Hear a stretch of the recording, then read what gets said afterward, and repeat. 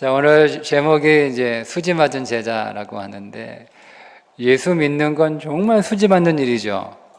예, 여러분 수지 맞으셨어요? 예, 예수 믿는 것만으로도 여러분 수지 맞는 일인데, 예수님의 제자가 되면 얼마나 수지 맞는 일이 생길까. 오늘 그 말씀 함께 나누려고 하는데, 오늘 예수님의 제자가 돼서 수지 맞은 네 사람이 오늘 말씀에 등장합니다. 그 한 사람 한 사람이 수지 맞은 것을 통해서 나도 기왕 예수 믿는 거 그냥 무리로 저 끝에서 따라가는 사람이 아니라 주님의 제자가 돼서 지금보다 더 수지 맞는 그런 복된 인생 되기를 소망하는 마음이 여러분 가운데 더 일어나기를 기대하며 주님의 이름으로 축복합니다. 오늘 4명의 사람들이 예수님을 따라가겠다 이렇게, 첫 번째 사람은 따라가겠다 이렇게 나서고, 두 사람은 예수님이 따라오라 이렇게 말씀을 하시는 내용입니다. 이들을 통해서 우리가 예수님을 따라가는 무리가 아니라 제자가 되면 우리에게 어떤 좋은 일이 일어날까 하는 거예요. 첫째, 우리의 충동적인 감정이 고쳐집니다. 58절, 7절과 58절을 다시 보면 길 가실 때에 어떤 사람이 여짜오되 어디로 가시든지 나는 따르리이다. 예수께서 이르시되 여우도 굴이 있고 공중에 새도 집이 있으되 인자는 머리 둘 곳이 없도다.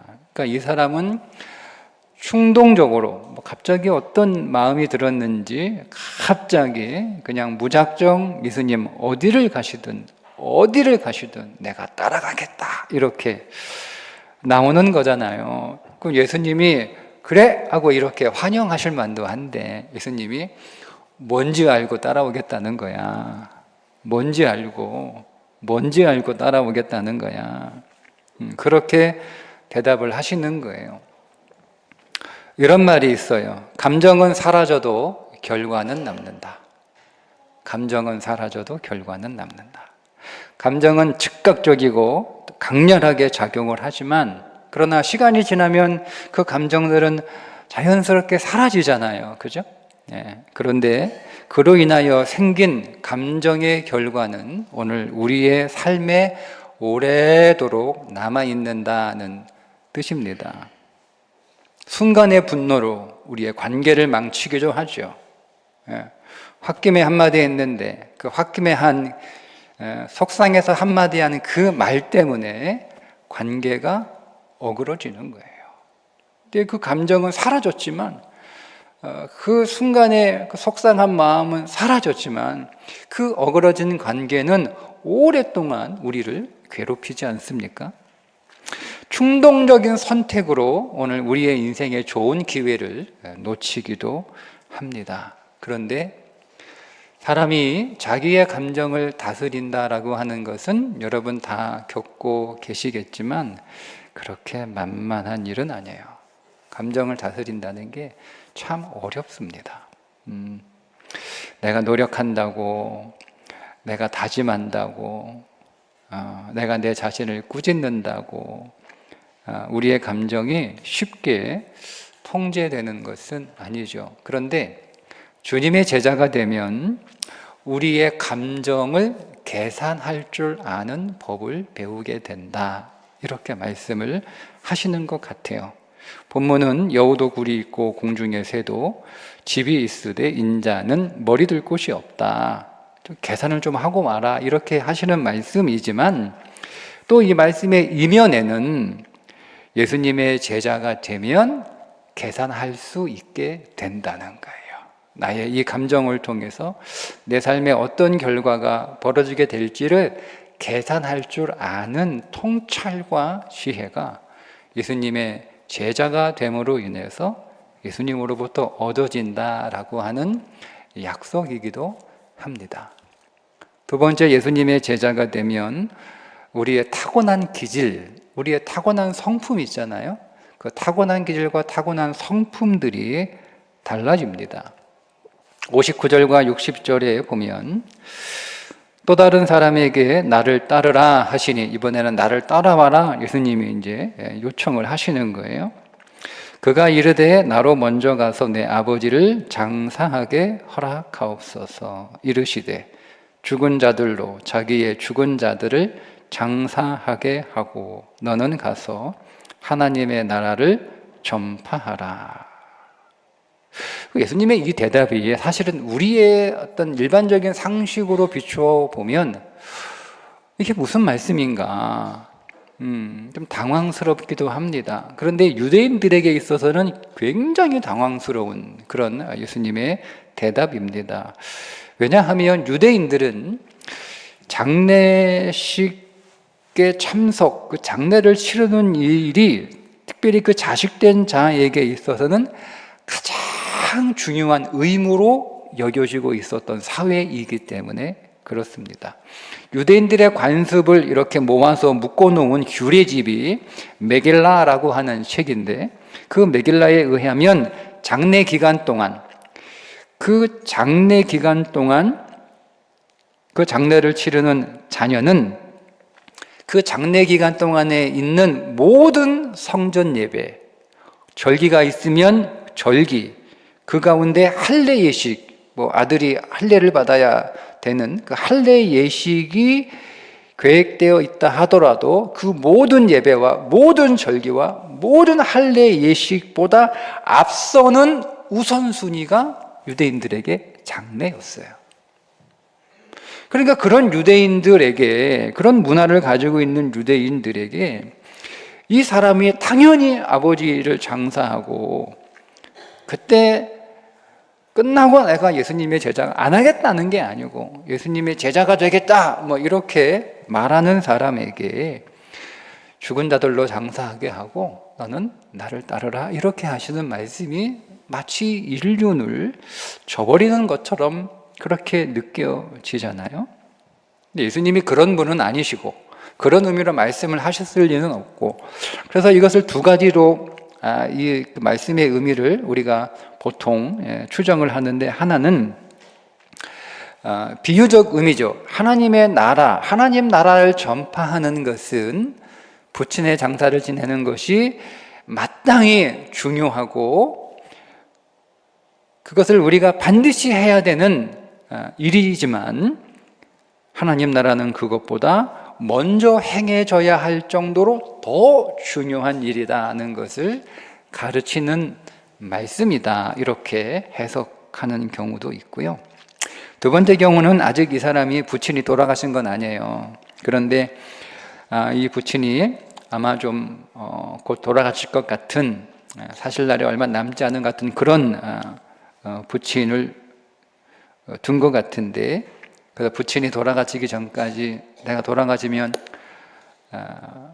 후회할 것 같으니까 내가 마지막 효도라도 할 수 있도록 부친 곁에서 부친 돌아가시기 전까지 내가 잘 공경하고 공양하는 그 일을 하고 싶다, 이런 의미로 얘기를 한 것이다. 왜냐하면 정확하게 이 문장 안에서 부친이 돌아가셨는지 아직은 돌아가시지 않았는지는 정확하게 구분되어 있지 않으니까, 그래서 이제 두 번째 해석이 그런 거예요.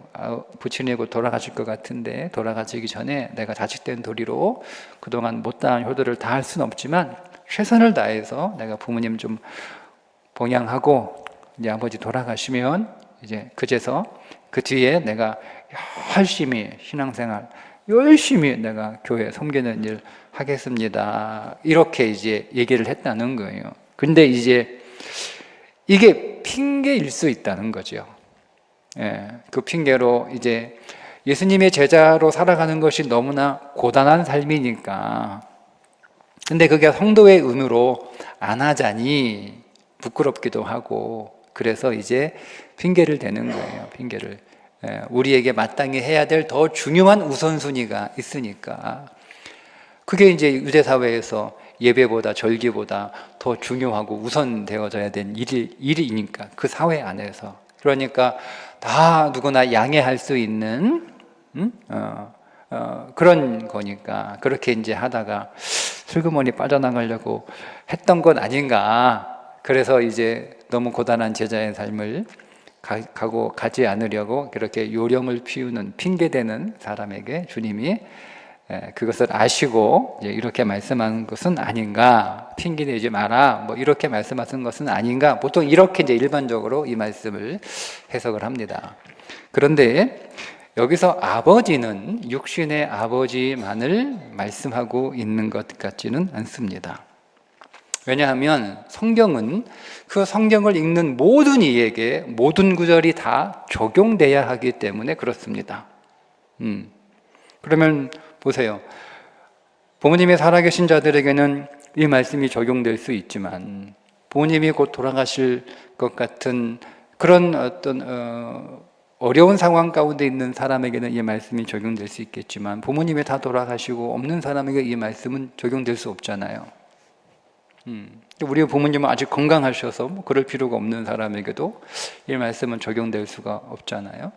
이 말씀이 적용되려면 여기에 나오는 아버지라고 하는 이 존재는 단순히 육신의 부모를 말하기보다는 우리가 더 영적으로 깊이 이 말씀을 묵상하게 되면 타고난 출생인 거죠. 성경에서 주님은 아버지를 우리의 부모로부터 물려받은 타고난 우리의 기질, 우리의 성품, 우리의 습성, 우리의 성격 이런 것들을 의미하곤 합니다. 그러니까 이런 거예요. 나는 성격이 내성적이어서 나는 기질이 이래서 나는 성격이 이래서 그렇잖아요. 그죠? 네, 앞에 나서서 이렇게 막 나서는 걸 좋아하는 사람, 그런 사람은 마이크 쥐어주면 막 헐헐 날아다니고 마이크 막 안 쥐어준다고 막 마이크 한 번 잡으면 마이크 놓을 생각도 안 하고 계속 마이크만 잡고 있는 그런 기질의 사람들은 이제 뭐 그런 거 시켜놓으면 좋아하고 잘하잖아요. 근데 뭐 또 이렇게 나서기 싫어하는 사람들이 있잖아요. 그죠? 네, 저처럼 나서기 싫어하는 사람들. 네. 저는 기질 자체가 뭐 나서서 내 주장, 내 생각 이런 거 말하는 거 별로 이렇게 좋아하지 않습니다. 저는 그래서 충청도이기도 하고 제 의사 표현을 잘 안 하죠. 충청도인데다가 거기에 그런 기질까지 있으니 네. 그래서 여러분들이 제 속을 잘 모르겠죠? 답답하실 텐데 그냥 뭐 그러려니 하세요. 네, 그러니까 저 같은 사람은 뭐 이렇게 나와서 설교해라, 뭐 강의해라, 뭐 발표해라, 뭐 의견을 뭐 이렇게 해라, 뭐 아니면 뭐 어떤 뭐 인도를 해라, 뭐 이런 거 하시는 잘 못하거든요. 기질이 안 맞아요, 제가. 잘 못해요. 뭐 어떤 사람들은 막 그냥 그대로 즉각 이렇게 시켜도 정말 뭐 한 몇 날 며칠 준비한 것처럼 막 이렇게 잘하는데 저는 그런 사람은 정말 부러워요. 그런 기질을 가지고 있는 사람들이면 이제 그런 기질을 좀 고치고 좀 준비하고 훈련하고 연습해서 그때 좀 하겠다 뭐 이렇게 말하는 거예요. 여러분 이제 성경에 그런 인물이 하나 있죠. 누구냐면 여러분 잘 아는 모세입니다. 모세. 하나님이 모세를 부르셨어요. 여러분 하나님이 모세를 부르셨다는 게 얼마나 여러분 반갑고 즐거워. 저 같으면 그냥 뭐 팔짝팔짝 뛸 텐데 왜냐하면 40년간 그렇게 화려한 삶을 살다가 40년간 모세라고 하는 존재가 사라진 거예요. 모세가 죽은 것과 똑같은 거예요. 누가 여러분 모세를 불러줍니까? 누가 모세를 불러요? 사람들이 다 잊어버렸습니다. 그냥 그 광야에서 미디안과 양이나 치고 양이나 쫓아다니고 그러고 있는 거예요. 나이 80이 될 때까지 40년간 그 모세를 누가 불러줘요? 누가 사람이 불러줘도 얼씨구나 좋다 하고 달려갈 건데 누가 불러요? 하나님이 불러요. 하나님. 도대체 이게 얼마나 영광스러운 일이에요, 여러분. 얼마나 영광스러운 일이에요. 하나님이 불러주신다는 게. 근데 모세가 뭐라고 얘기하죠? 이렇게 대답을 합니다. 모세가 여호와께 아뢰되 오주여 나는 본래 말을 잘하지 못하는 자니이다. 자기는 몰래 말을 잘 못한대요. 저처럼 말을 잘 못한대요. 저는 앞에 서려고 그러면 막 가슴이 막 펄떡펄떡 뛰고 호흡이 가빠지고 막 이런 체질, 이런 기질의 사람이거든요. 더구나 이제 말까지는 더듬잖아요. 그러니까 저는 충분히 이 모세가 이해가 돼요. 예. 본래 말을 잘하지 못하는 자니이다. 주께서 주의 종에게 명령하신 후에도 역시 그러하니 나는 입이 뻣뻣하고 혀가 둔한 자니이다. 예. 제가 한번 우리 교인들에게도 몇 번 말씀드린 것 같은데, 제가 이제 그 서울의 어느 교회 청년 전도사로 이렇게 갔는데요. 거기 청년 회장이 확실히 서울 사람들은 직진이야 직진. 전도사님은 목회할 사람 같지는 않아요. 이렇게 미달인 거지 자기가 보기에. 말도 잘 못하고 그런 거 보니까 지금은 이제 사모가 돼가지고 열심히 교회 섬기고 있는데, 맞아요. 내가 그때 야 너 잘 봤다. 나는 진짜 목회할 사람 아니다. 나도 왜 이거 하는지 모르겠다. 저를 중고등학교 교육하셨던 지금 목사님이신데, 그때 이제 부장 집사님이 저 목회한다고 깜짝 놀랐어요. 상상도 못했대요. 모세가 그런 거예요. 타고난 출생, 말 그대로 여러분 타고난 건 고치기가 정말 어렵습니다. 근데 여러분 우리가 제자로 살면 바뀌는 걸 제가 경험합니다. 제가 이 부분 많이 고민했는데요. 처음에는 주님이 이렇게 쓰시는 것 같아요. 그냥 생긴 대로 내가 너 쓸 테니까 걱정하지 마라. 주님이 처음에는요, 생긴 대로 저를 사용하시더라고요. 생긴 대로. 고쳐서 오지 마. 바꾸려고 하지 마. 그냥 네 모습 그대로. 내가 너 쓰려고 내가 너 부른 거지. 네가 뭐 조용기 목사 흉내내면 내가 뭐 쓰겠냐? 조용기 목사 흉내내지 말라는 거예요.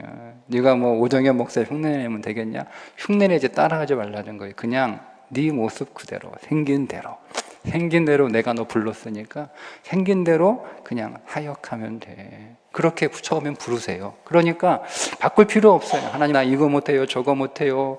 이건 내 성격에 맞지 않아요. 이거는 내 기질하고 달라요. 내 성품하고 달라요. 괜찮아. 일단 따라와. 내가 너 생긴 대로 쓸 테니까. 그리고 나서 어느 정도 시간이 지나요. 저는 한 20년 가까이 시간이 지나니까요.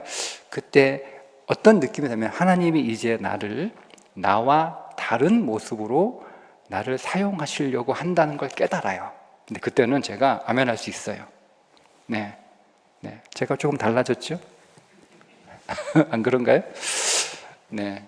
그러니까 하나님이 저에게 나의 타고난 기질과는 다른, 내게 편하고 내게 익숙한 모습과는 다른 것들을 요구를 하시더라고요. 근데 그거 할 수 있더라고요, 주님이. 그러니까 여러분, 이게 얼마나 풍성한지 몰라요. 내게 주어진 천성적 캐릭터가 있잖아요. 그 캐릭터로 사는 것도 감사하고 좋은 일이지만 다른 캐릭터로 산다는 건요, 삶이 얼마나 풍부해지는지를 몰라요. 굉장히 그동안 내가 경험하지 못하고 느끼지 못했던 놀라운 그런 기쁨, 행복, 그런 다양한 풍성함, 여러분 이런 것들을 경험하게 됩니다. 그래서 하나님이 그렇게 해서 주님의 제자가 되면 타고난 기질과 성품도 달라지고 더 풍성하게 우리를 사용하시고 살게 하시는 그런 수줍어하는 일이 있는 거예요. 세 번째는 중독에서 벗어납니다. 중독에서. 우리는 다 뭔가에 중독되어 있는 존재들이죠. 61절과 62절에 보면 또 다른 사람이 이르되 주여 내가 주를 따르겠나이다마는 나로 먼저 내 가족을 작별하게 하소서.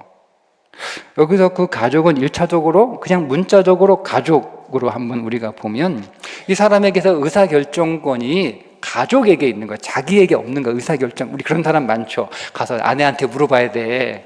그죠? 네. 결정권이 부모에게, 우리 부모님에게 물어봐야 돼. 부모님의 결정권이. 물론 이 부모를 존중하고 또 부모를 이렇게 존경하는 그런 의미에서 상의하는 건 물론 필요하고 굉장히 중요한 거예요. 근데 그 결정권조차도 부모에게 있는 그런 이제 사람들이 있잖아요. 그래서 집에 가서 이제 물어보겠다는 거예요. 식구들에게, 가족들에게.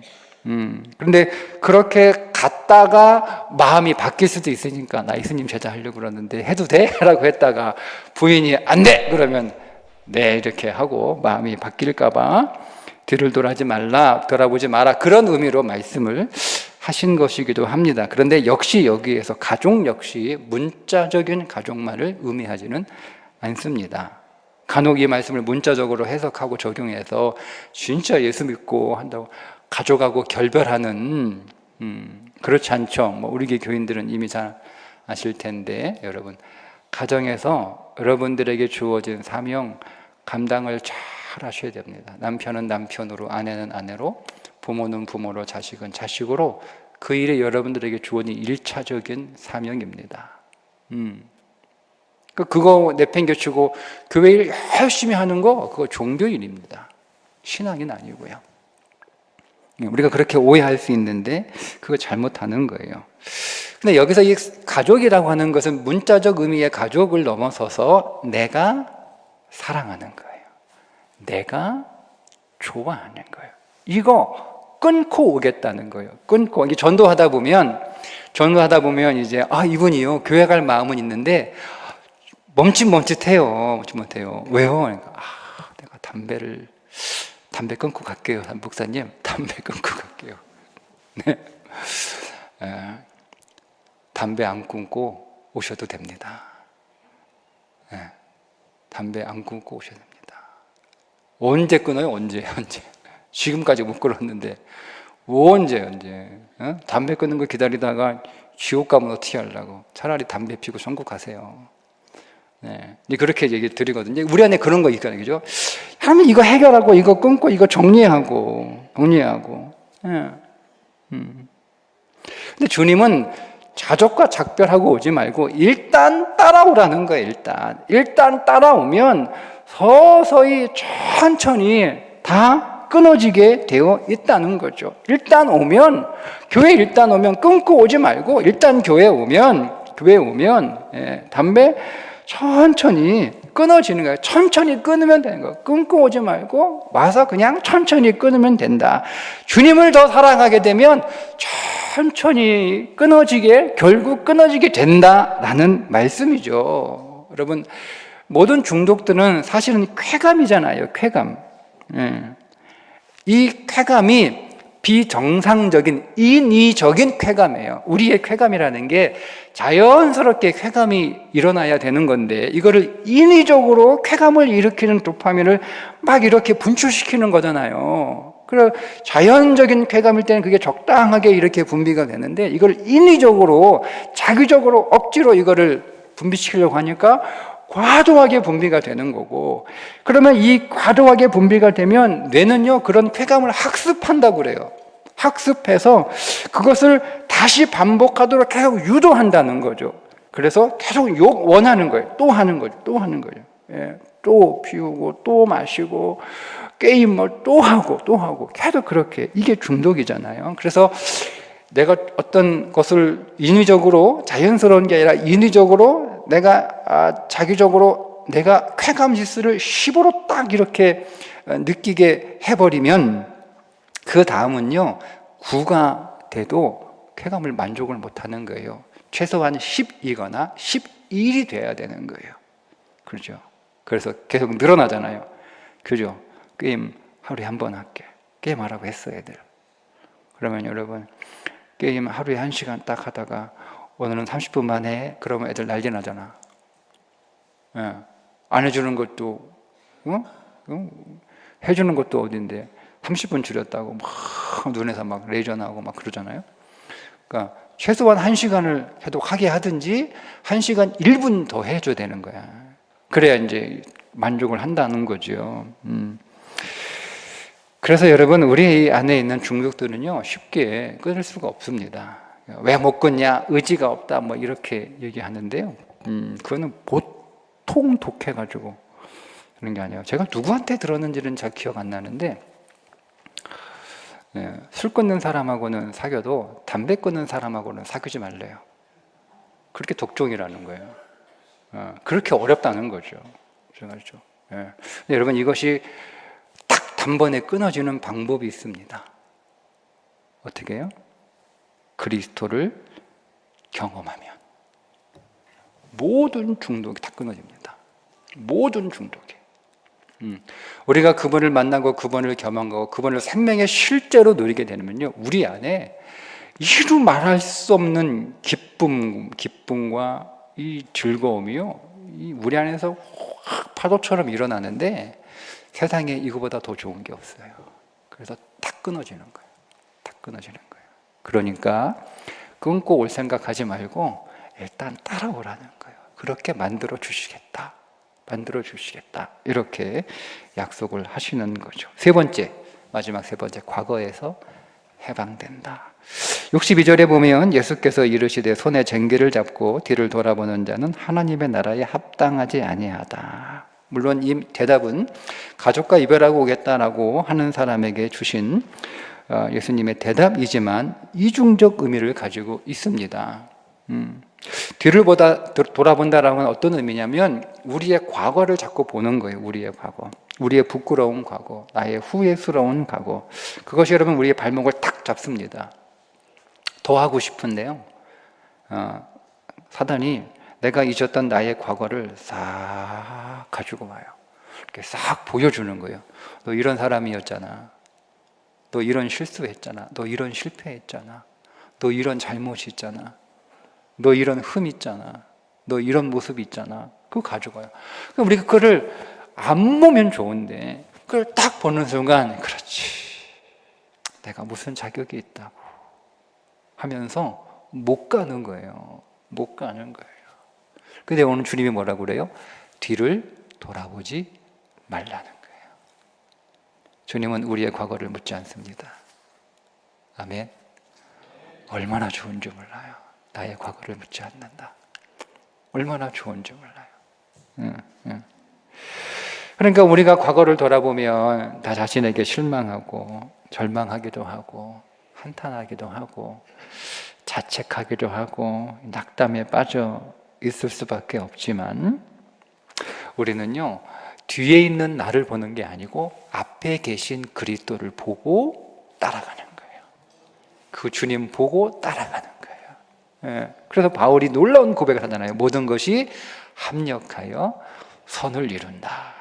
하나님은 영원 안에서 우리의 모든 과거의 실수와 실패와 허물과 흠과 심지어 죄까지도 하나님 나라를 위하여 아름답게 사용할 수 있는 능력과 인자와 긍휼이 풍성한 분인 줄 믿습니다. 그러니 여러분, 제자로 살면 되는 거예요. 이것저것 따지지 마시고 이런저런 고민하지 마시고, 어쨌든 우리가 기왕 주님 따라가는 거, 무리가 되어서 저 끄트머리 뒤에 따라가는 인생이 아니라 기왕 주님 믿기로 한 거, 우리가 주님의 제자로 앞장서서 그 앞에서 끝까지 경주하는 저와 여러분 되시기를 주님의 이름으로 축복합니다. 기도하겠습니다.